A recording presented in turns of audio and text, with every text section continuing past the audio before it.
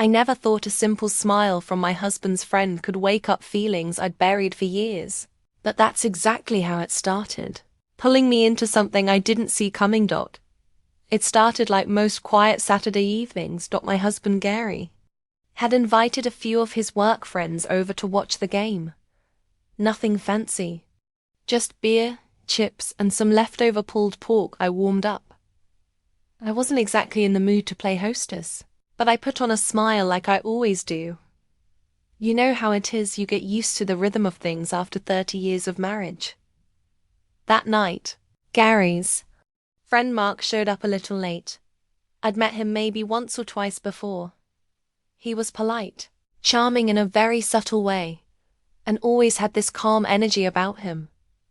He was younger than Gary by maybe 5 or 6 years.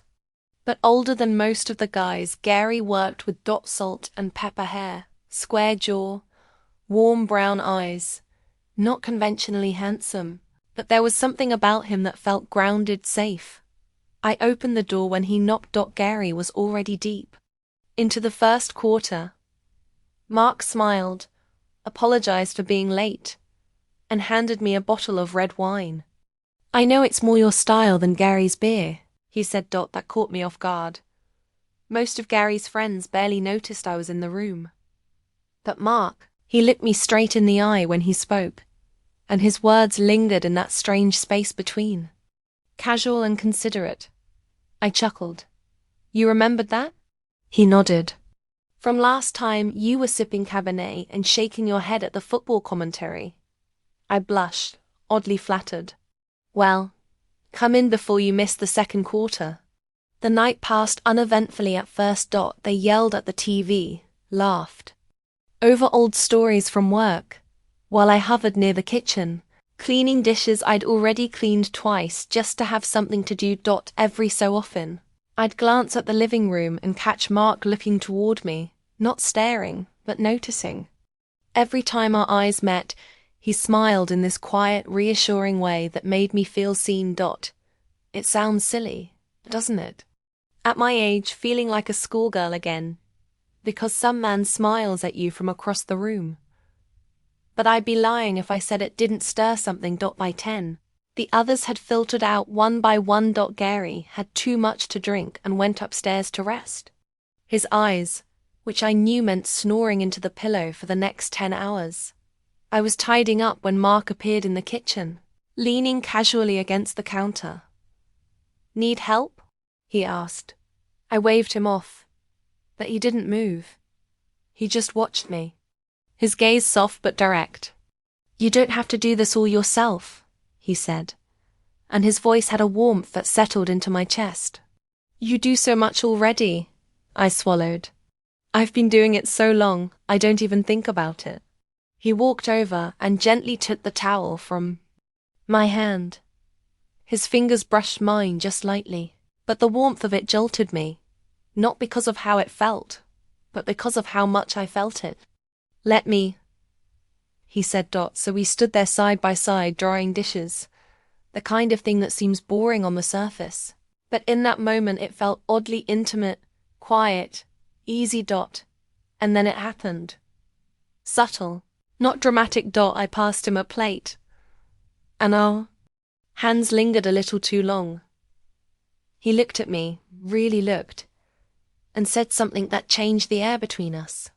Does anyone ask you how you're doing, Donna? I stared at him, blinking. What do you mean? I mean, not the day-to-day stuff. I mean, the real you, the woman who lives in this house, who takes care of everyone, who smiles when she's tired. Does anyone ever just see you?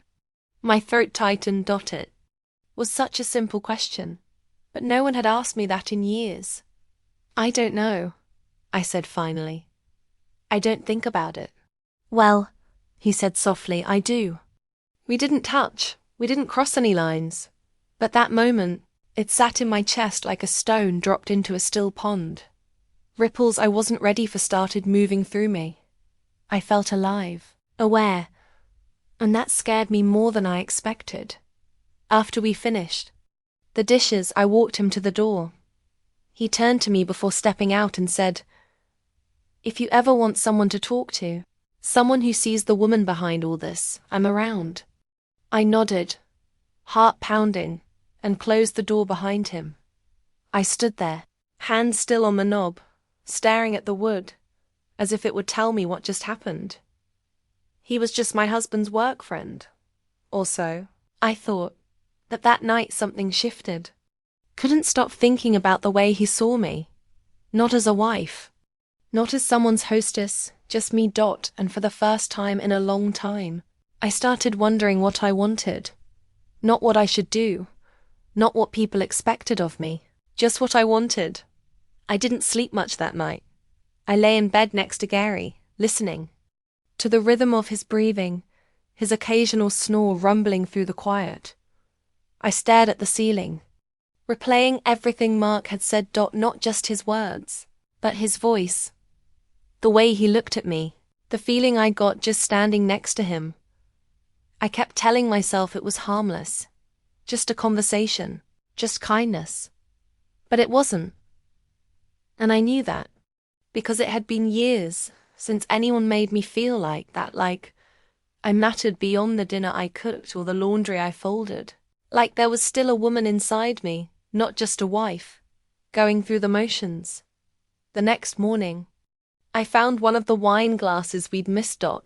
It was still sitting on the counter where he'd left it to dry, upside down on a folded towel. I don't know why, but I picked it up and ran my fingers along the rim, as if that would bring the moment back. Wasn't looking for anything. I hadn't invited it. But now that it had started, I couldn't pretend it hadn't. A few days passed. Gary went back to work. Life went on, steady and ordinary. But something in me had shifted. I wore a different blouse when I ran errands. Nothing flashy, but it had a neckline that showed just a little. More. I put on lipstick, not for anyone else, just to remind myself that I was still in there somewhere. Then on Wednesday afternoon, I got a message on Facebook. It was from Mark. Double quotes. Hey, I hope I'm not overstepping. I just wanted to say I really enjoyed talking the other night. You seemed like you needed someone to talk to. If that's ever something you want again, I'd like that. I stared at it for a long time. I read it 3 times before responding. Thanks, Mark. I appreciate that. It was nice to be seen. His reply came within minutes. You deserve to be. That was it. Simple. Not suggestive. Not inappropriate. But it hit me harder than I expected. We started messaging here and there. Nothing daily. Just enough. He'd ask how I was. Share a photo from a walk he'd taken, or a quote he read that made him think of me. I looked forward to them, more than I should have. One Friday, Gary was away on a work trip, just a quick overnight in Denver. Didn't plan anything, but when Mark asked if I wanted to grab coffee, I said yes before I could overthink it. We met at a little place near the park. It was quiet, tucked between an old bookstore and a flower shop. We sat outside, the sun filtering through the trees, a soft breeze moving the umbrella above us. You look relaxed, he said, handing me my drink. I feel different, I admitted. I don't know if that's good or bad. He sipped his coffee, eyes on mine. I think it's good. You're remembering yourself. We talked for over an hour. Nothing heavy, music, old movies, travel. But I noticed things how he listened, how he remembered details I'd mentioned weeks ago, how he didn't interrupt or look at his phone once. It felt easy, comfortable, safe. And then, as we stood to leave, something small but undeniable happened. He stepped closer than he needed to. I was gathering my purse when I looked up, and he was right there, just inches away. We both paused, unsure. And for a second it felt like the air itself tightened around us. I should go, I said, my voice quiet. I know, he replied, but neither of us moved. Then he reached out and tucked a loose strand of hair behind my ear. His hand was gentle, fingertips brushing my cheek. The kind of touch that isn't about possession. It's about reverence, like he wasn't claiming me, he was noticing me. I thought about you, he said, almost a whisper. My heart thudded hard in my chest. I should have walked away. I should have said something clever or firm or safe. Instead, I just looked at him and whispered, I know. We didn't kiss. We didn't even touch again. But something passed between us, invisible but undeniable, like a door crept open inside me that I hadn't touched in years.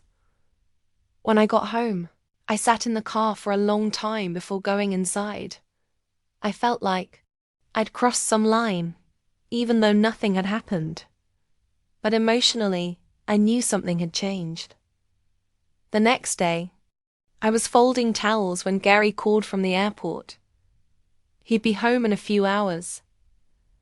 And he sounded tired. Normal, predictable. I told him I missed him, in a way I did, but it wasn't the same kind of longing I felt in that cafe. Later that evening, Mark messaged again. I'm sorry if I made things complicated. I just ... I couldn't help it. And for the first time in years, I typed a message with trembling fingers. It's okay. You made me feel something I didn't realize I'd been missing. I stared at the screen for a long time before hitting send. Then I exhaled. Something had begun, even if I didn't know where it was going. But it was real and it was mine. Try to keep busy. That's what we're taught, right? When something stirs inside you, when feelings start to rise that don't quite fit your life, you distract yourself. You clean the house. You organize drawers that haven't been opened in years. Go to the store and pretend you needed milk when you didn't. I did all of that. But no matter how much I filled my day, my thoughts kept drifting back to Mark. He hadn't messaged me again since that night. He gave me space, maybe out of respect, or maybe because he was second-guessing himself. I couldn't blame him. I was doing the same. But even with the silence, I could still feel him. The way he looked at me, the way he made me feel like I was more than just someone's wife. I found myself standing in front of the mirror more often, not with vanity, but curiosity. Who was this woman he saw? What did he see? That I had stopped noticing? My body had softened with age, my hips a little fuller, my arms not as firm, but there was a softness in my eyes that hadn't been there before. A quiet ache, maybe a need. I wasn't unhappy with Gary. He was a good man, dependable, familiar. But somewhere, over the years we had settled into roles. He went to work. I kept the home. We spoke kindly, shared meals, watched shows on the couch, but we rarely sought each other anymore. Not like that. One evening, a week after the cafe, I was standing at the sink peeling carrots when my phone buzzed on the counter. My heart jumped before I even looked. I knew it was him. Mark, I know. I said I'd back off. But I haven't stopped thinking about you. I stared at the message, hands wet, peelers still in my grasp. I dried them quickly and typed, I haven't stopped thinking about you either. It was like breathing after holding it in for too long. The next day, we met at the park, not the coffee shop, somewhere open, neutral, safe. I wore a simple blue top with a soft neckline. Wasn't revealing, but it made me feel like a woman again, not invisible. We walked side by side, leaves crunching beneath our shoes. The air smelled like fall, wood smoke, earth, a hint of rain coming. He didn't rush to talk. He let the silence settle, and I appreciated that. Finally, he said, I don't want to make this harder for you, but I also don't want to pretend. I stopped walking. He turned toward me. You haven't done anything wrong, I said almost defensively. You've just reminded me of something I forgot. What's that? What it feels like to be wanted. Not out of duty or habit, but really wanted. He reached out and took my hand. It wasn't bold or possessive, just gentle. His thumb moved slowly along the top of mine. I didn't pull away. Donna, he said, I see you and I think you deserve to be seen every day. I wanted to cry, but I didn't. Instead, I looked up at him and whispered, What do we do now? He smiled just a little. Whatever you're ready for. There was no pressure in his voice, no expectation, and that made it even harder to resist the warmth building inside me. We sat on a bench for a while, watching ducks float across the pond. He told me about his divorce, how it ended quietly, without anger, just the slow erosion of two people who stopped reaching for each other. I told him about Gary, not to compare, just to share. We talked like two people rediscovering something human and raw. Not two people doing anything wrong. And then, as the sun began to set, he leaned in, not fast, not forceful, and brushed his lips gently against mine. It was soft, barely there, but it lit something in me I hadn't felt in years. We both paused, our foreheads resting together, our breaths mingling. I should go, I said, though I didn't want to. I know, he whispered, but I'm glad you came. I walked back to my car with my heart thudding in my chest. My hands trembled as I gripped the steering wheel, not from guilt, but from the sheer weight of feeling again. I wasn't a woman who cheated. I wasn't reckless, had always colored inside the lines. But that kiss, it wasn't betrayal. It was awakening. The next few days were a blur. Mark and I didn't meet again, but we messaged constantly, not in a way that felt secretive, but sacred. We talked about music, memories, small aches, and hidden dreams. It was like a journal I never knew I needed. And yet, the more I felt for him, the heavier it became. One night after Gary had gone to bed, I sat alone at the kitchen table. I stared at the half-drunk cup of tea in front of me, the steam rising slowly, twisting like thoughts I couldn't name. Wasn't ready to leave my life, but I also couldn't unfeel what was growing between Mark and Emmy. It wasn't lust, it wasn't fantasy. It was real, and it mattered. I typed one last message before bed. I need to see you again, but this time not in public. His reply came a moment later. Say when? The night we planned to meet. I must have changed outfits 6 times. Not because I was trying to impress him, though part of me was, but because I didn't know who I was dressing as. A wife about to cross a line. A woman trying to feel like herself again. Finally settled on a soft burgundy dress that I hadn't worn in years. It hugged my waist and dipped just enough at the neckline to remind me I still had a shape worth noticing. I looked at myself in the mirror and barely recognized the woman staring back, but she looked alive. Mark had offered to pick me up, but I told him I'd come to him. It felt like something I needed to do on my own terms.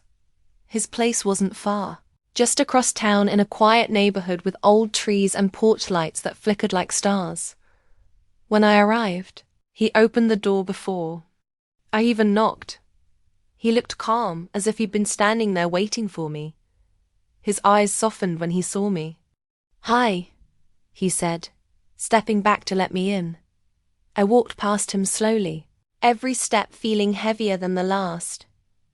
The living room was warm and cozy. A small lamp cast a soft glow across the space. Jazz played low in the background. There was a glass of wine already poured for me on the coffee table, and a candle flickered next to it. You didn't have to do all this, I said, even as my voice caught a little. I wanted to, he replied. I wanted you to feel like you were walking into something real, not a mistake. I turned toward him, unsure of what to say. Mark, I began, but he stepped closer and placed his hands gently on my arms. You don't have to explain anything, he said. We don't have to do anything you're not ready for. I just wanted to be near you tonight. That's all. That kind of patience, of restraint, it undid me more than anything else could have. We sat on the couch, close but not touching, sipping wine and talking in quiet tones. He asked about my childhood, about the music I loved growing up. I told him.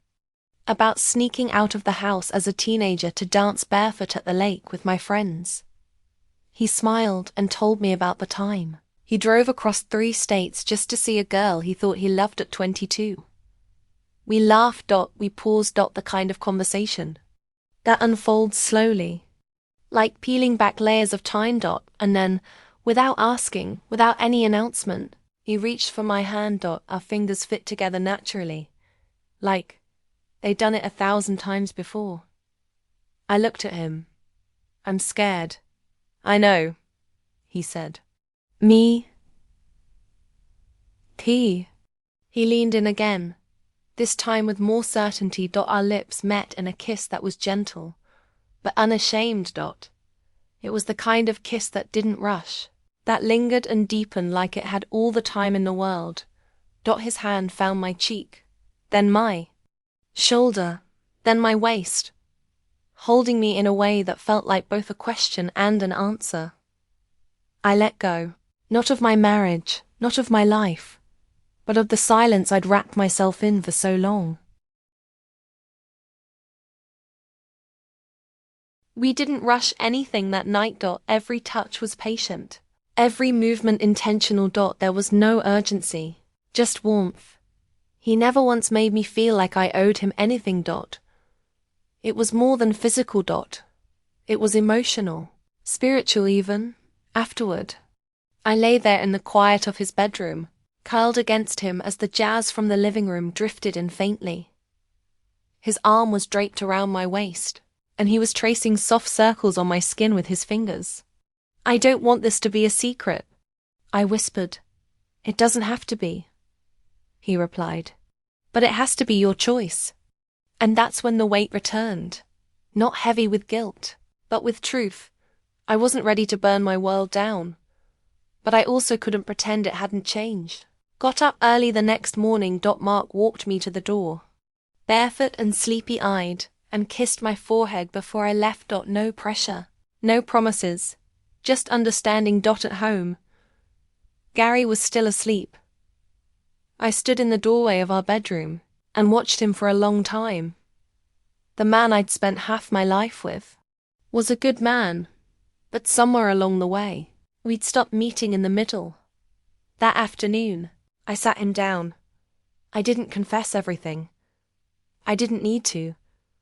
But I told him the truth in the only way I could. I need something more. Not from you. From me. I need to feel like I'm still alive, Gary. Like I still matter outside of what we've built. He didn't yell. He didn't cry. He just nodded slowly and looked away. Are you leaving me? He asked, his voice barely above a whisper. I don't know, I said honestly.